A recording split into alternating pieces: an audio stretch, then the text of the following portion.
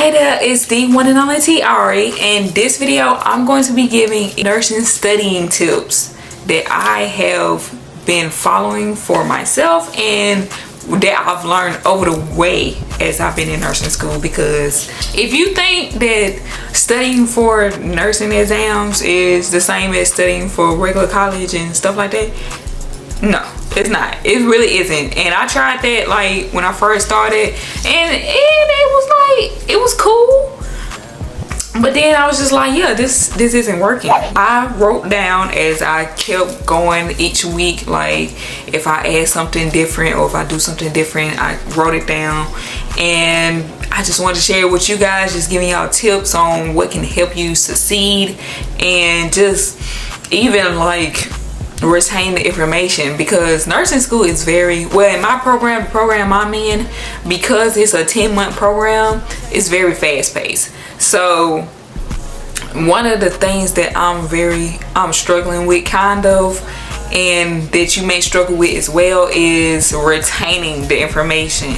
So it's really, with nursing school, it's less memorization and more applications. And by that I mean a lot of the tests and questions is going to be application questions, meaning applying your knowledge. So it's not going to be really like something you can memorize, like, you know, what is hypervolemia, you know, what's 𝗓𝐻𝐸𝐺. Like, it's not going to be stuff like where you can just give a straight answer. Some things it is, like some questions it may just be that simple, but most questions is going to be like signs and symptoms of hypervolemia that you should look for, and what nursing interventions to do when this happens, stuff like that. And it's just like, you can't just memorize what a certain word mean or stuff like that. Like, you really gotta know it, like how it works. But the killing part about it is a lot of nurses, a lot of, you know, new nurses, like just graduated recently, most of them say you're not gonna need to know all this. Like you don't need to know all this. And I feel like that's really a lot of stuff with school in general. Like, I haven't used college algebra yet. Let's jump right into these tips. And number one is to study a little every day. Now, first of all, I'm a terrible studier. Like, I don't know how to study for real. Like, I'm learning how to now, but grade school through college, I was terrible at studying.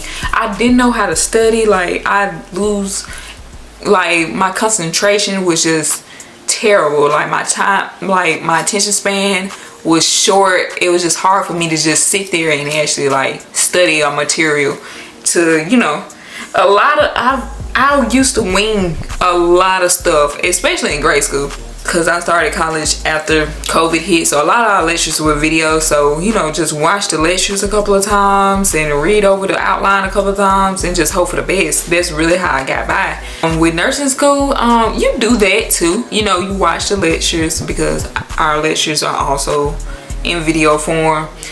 You watch the lectures, you read the outlines, but it's like, you really can't just do it 1 or 2 times. Like, you really gotta do it a little each day. And I think the whole thing with doing it a little each day is it kind of goes into my second study tip, is don't cram, plan. So studying a little each day, it kind of keeps you from cramming all the information. Because I don't know about you, but when I feel like I'm just trying to put in a bunch of information into my head, I start getting headaches. Like a chapter from one class and then a lecture from another class one day, boom. Next day, do a chapter out of the book for the class you did the lecture with, and then do a video for the one you already read the book. Stuff like that, like, which is really what I do. My instructor kind of recommends us taking an hour out for ourselves a day, and I'm not gonna lie, I feel like that hour that I take for myself really be gym time. So, but that also helps me. Like, and I would definitely recommend, like, if you in a tough class or something, like, just exercise. I mean, this stuff will run you crazy for real. Okay, so my third studying tip, this is more so a test taking tip than a studying tip, but I did want to include it because when I tell you, It done bit me in the butt so many times. The tip is go with your first mind. Like, I can't stress that enough. And it's so crazy because I be saying go with your first mind. I be telling everybody go with your first mind, and I still be making that mistake on tests of like doubting my first decision. The test before this last week, I did well on that test, and I'm gonna tell you why. I would answer the question and move on. Answer, move on. Of course, you're reading the question and getting an understanding of the question and reading the answer choices, you know, appropriately, but it's like go with your first mind and move on. Go with your first mind and move on. And I say that because it's been so many times, like, I submit the test, I go through the answers, because you can see the answers when you go through them, and go through the answers, and I'm just like, I literally changed it from the right answer. Like, I did that on so many questions before, or like stuff, or like the test that I did well on, it was one certain question that I was really in between, and I was like, bruh, I'm so glad I didn't change it, because sure enough, it was my first mind that was the answer. Sometimes you like subconsciously know the answer to stuff, but you overthink it, and that'd be me. I'd be like, I overthink it, and I just like, bruh, but what is she meaning like this? Because another thing with like the test that we take, the questions, the question really be simple, but it's the way that our instructors be wording the questions, and just like, what do you mean, woman? Number 4 is make flashcards, whether virtual or physical. I do both. Like, really like medical terms and abbreviations, my lab values, stuff like that. I make Quizlet flashcards for stuff like that, like stuff that's literally like actually flash worthy, I guess you could say, but stuff that's like actually like have some function, or like that's longer than a few words that I need to know about it. I make physical flashcards. They both help me. Like, some people is more physical, they'll rather have the paper in their hand, and actually, you know, some people are more virtual, and I think both works for me very well. I feel like the Quizlet is more convenient because you can just type it in versus having to write, and it just gets tired.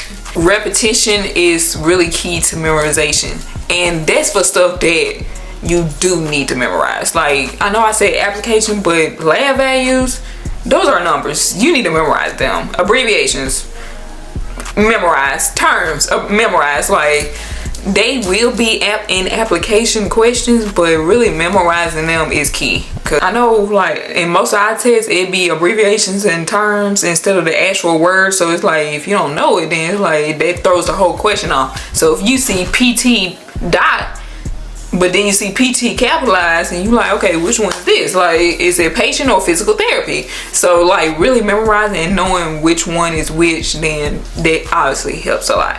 Number 5 is learn what works best for you and switch up the setting. I say this because I feel like I do this a lot. I ask, especially like new student nurses that, you know, that went through the program, that graduated past their NCLEX, all that. I just ask them, you know, like, how do you study, or how did you study for this? Like, or even some of my classmates that's doing very well in the classes and passing most of their tests, like, how do you study? But it's like, even despite how they study, you have to learn what works best for you, because everybody learns differently. That means everybody studies differently. Everybody got different time. Like, there's nothing wrong with getting advice or studying advice from people, but it's like, don't be so like stuck on that to the point where if you take their advice and try to study the way they study it, and you still not doing how you want to do on tests, and you still not retaining it, like, don't get bent out of shape because it's like, oh my god, like, I'm a failure, like, I can't study like this person. I mean, you're not that person. Like, you're different, so you need to learn what works best for you, but also take other people's tips and, you know, try them out, see what actually helps. But if it don't work, if that particular thing don't work, then don't do it. And when I say switch up the setting, I basically mean just study in different places. Most of the time I'm going to study in my room, or I'm study at work. But lately I've been like going to like Starbucks and studying, going to the park and studying, or studying even at school in our courthouse. Sometimes just, especially being outside, like especially if it's a pretty day and it's not too hot, it's not too cold, just being outside and getting that fresh air while you learning, like it helps. It really do. Cause sometimes being cooped up in my room reading this dumb book, and I don't know if it just helps like really the information side of studying, but really just the experience side, I want to say. Just, you know, just really smelling the roses, I guess you could say. Like it helps mentally more than just the information side. Okay, number 6 is don't let bad grades stagnate you. Try harder for next. You obviously not gonna feel good about a bad grade. You're gonna feel some type of way. Some people are more emotional than others. You might even cry, and that's fine. Get your relief out, like, but don't let it like put you in one place. Don't start talking negativity on yourself and your progress, because you know how they say you can talk things into existence. If you sitting here like, oh, I don't fail this test, I'm gonna fail, like I ain't gonna be able to get my grade up, I'm not gonna pass this class, then you probably won't pass the class. Because in the back of your mind, you're not really believing in your abilities, and you're letting one bad grade get you down, for real. And I'm telling you, like, things can change from 1 or 2 tests. My average had went down in one of my classes. And I was just like, dang, bro, like, ooh. I'm like, you know, I wasn't like just in one place about it, but it was on my mind. It's like, I need to get this grade up or whatever. Literally, one test, my average boosted tremendously. And I'm just like, wow. The next test after that boosted some more. So now my average is phenomenal in that class. And it's just like, imagine if I would have stayed in a bad place though about that one test, or about my average being in this place. And I've got into my feelings about making a bad grade or 2, and you know, kind of messed me up for a little while. And by a little while, I mean like maybe an hour or so, if that. Because I really try hard not to just really sit there and just overthink it, I guess you could say. Like, I might be a little annoyed in that moment, but it's just like I get over it. Because it's just like, and especially in nursing school with this program, it's like you don't have time to really sit there and be in your feelings about one test. Because you really have another test in like 5 days.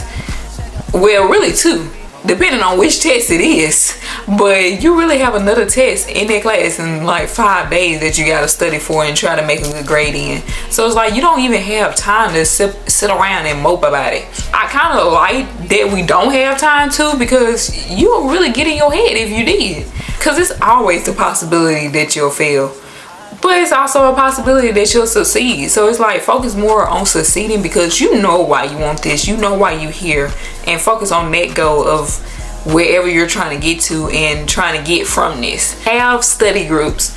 I've actually kind of just started doing this because I was very used to just studying by myself and being able to get it and pass.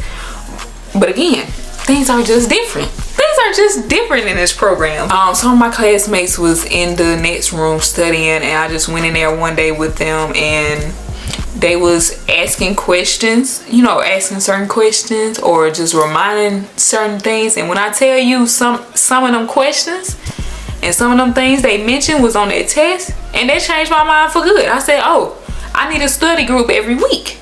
Every week. Everybody can bring something different to the table. Something that they pointed out that you probably didn't, you know, pay too much mind of, or vice versa, can actually be on a test, or could actually like help them in something that they need to get done. So it's just like, I guess study groups is like putting everybody's minds together and making one big brain where everybody can try to pass and, you know, get a reminder and learn things in a different way. Read the books that you paid for. And I literally just started, I was reading one of the books that I got in PDF. I had started reading it like by when we was on like chapter 3, I want to say chapter 3 and 4. But my other book, my fundamentals book, I literally just started reading it like the last 2 tests. And it really don't make no sense, because it's like you don't pay $150 for this book and you're not even utilizing it, not reading it, nothing. So read the books that you pay for, because I'm pretty sure you didn't want to just spend money just to say you got the book. Like, literally read the books that you paid for. What ties into reading the book is take practice tests. So with one of my books, it has like a little link to a website that you can go to, and based off that chapter you can take like a little mini practice test. It'd be like 10 questions, and I feel like that helps too, because I ain't gonna lie, I've literally seen like one of the questions on this practice test on this actual test, and just like, oh, cool. So it also kind of puts you in a mind of, okay, let's see how much I know or how much I actually understand this chapter. So, you know, even if your book don't have practice tests, a lot of people make Quizlets with certain questions based off certain topics. So that is it. That is all. Hopefully that helps you guys with your studying. It's helping me. If you have any more tips that you can think of, leave it down in the comment section below. I would love to listen. I'll take the tip as well. It's rough out here. Tell me also if you like agree with anything that I've said, like any of the tips, or maybe it's a tip that you really didn't think of like actually doing. Thank you for watching. Be sure to follow me on all my social medias. Everything is at Onlytiari, and my website is at 𝗏𝗏𝗽 and I just basically put on there like really extra information about myself that I probably ain't never put in a video, and also my upload schedule in case it's a delay or you see I haven't uploaded in a while, it'll be there. All right, that's it. That's all. Bye.